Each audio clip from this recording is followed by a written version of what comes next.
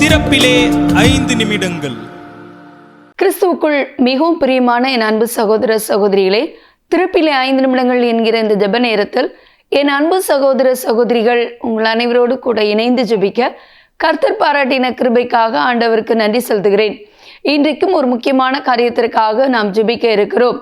சூடானில் தொடர்ந்து இராணுவத்திற்கும் துணை இராணுவத்திற்கும் இடையிலே உள்நாட்டு போர் நடந்து வருகிறது. நமக்கு தெரிந்த ஒரு காரியம். இது 3 ஆண்டுகளை கடந்து 4ஆம் ஆண்டிற்குள் தற்போது நுழைந்திருக்கிறது. இந்த போரின் நிமித்தமாக இதுவரையிலும் 59,000 பேர் உயிரிழந்திருக்கிறார்கள் என்று கூறப்படுகிறது.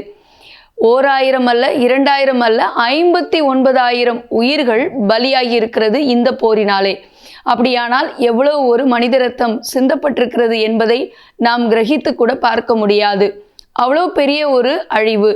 இந்த சூழ்நிலையில் தற்போது வரையிலும் அந்த போர் நிறுத்தப்படவில்லை என்பது ஒரு வேதனையான காரியம். இதற்காக ஜெபிக்க அழைக்கப்படுகிறோம்.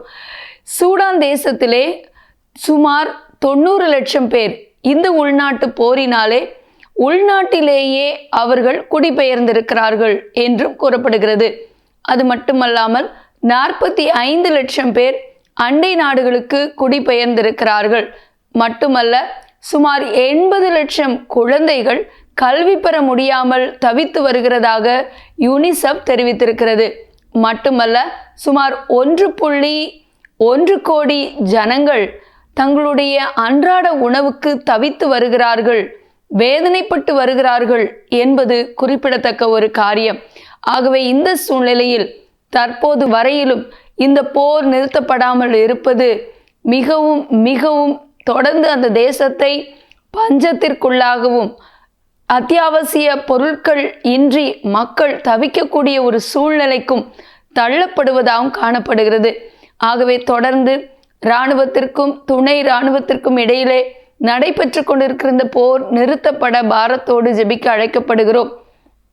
ஒரு பக்கத்திலே மனித இனங்கள் அழிந்து கொண்டு இருக்கின்றன, ஒரு பக்கத்திலே மனித ரத்தம் சிந்தப்பட்டு கொண்டு இருக்கின்றன, இன்னொரு பக்கத்திலே பொருளாதார வீழ்ச்சி, அது மட்டுமல்ல மக்கள் உணவுக்காக அலைகிற அவல நிலை.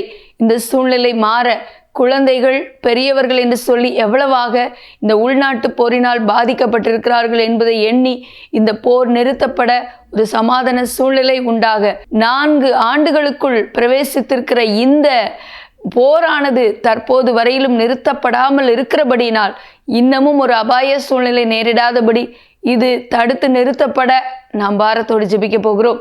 ஜெபிக்கலாமா?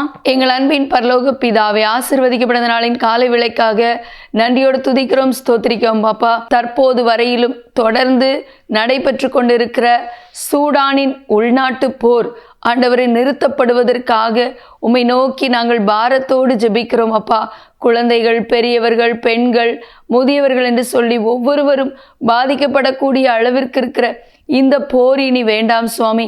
4ஆவது ஆண்டுக்குள் நுழைந்திருக்கிற இந்த போர் ஆண்டவரை இனிமேலும் வேண்டாமப்பா. ஆண்டவரை இந்த சூழ்நிலையை மாற்றி கொடுக்க ஜெபிக்கிறோம். ஆண்டவரை இந்த உள்நாட்டு கலவரம் ஆண்டவரை நின்று போக ஜெபிக்கிறோம். மக்களுடைய அத்தியாவசிய தேவைகள் சந்திக்கப்பட ஜெபிக்கிறோம். ஆண்டவரை தகப்பனை கல்வி பெற முடியாமல் தவிக்கிற குழந்தைகளுக்கு கல்வி கொடுக்கப்பட ஜெபிக்கிறோம். ஆண்டவரை உணவின்றி தவிக்கிற ஜனங்கள் போஷிக்கப்பட ஜெபிக்கிறோம். ஆண்டவர் அத்தியாவசிய பொருட்கள் இல்லாதபடிக்கு பாதிக்கப்பட்டிருக்கிற ஜனங்களுடைய தேவைகள் சந்திக்கப்பட ஜெபிக்கிறோம். உள்நாட்டிலேயே குடிபெயர்ந்து வெளி தேசங்களுக்கு குடிபெயர்ந்திருக்கிற ஜனங்களுடைய அடிப்படை தேவைகள் சந்திக்கப்பட ஜெபிக்கிறோம். வன்முறையை, இரத்தம் சிந்துதலை கட்டவிழ்க்கிற பொல்லாத சாத்தானுடைய தந்திரங்கள், மிருகத்தின் ஆவிகள் இயேசுவின் நாமத்தில் கட்டப்படுவதாக என்று ஜெபிக்கிறோம். ஆண்டவர், இந்த சூடான் தேசத்தை மறுபடியும் கருத்தில் ஒப்புக் கொடுக்கிறோம். இயேசுவின் நாமத்தில் பிதாவே, ஆமேன். தொடர்ந்து ஜெபியுங்கள். கர்த்தர் தாமே உங்களை ஆசீர்வதிப்பாராக. ஆமேன்.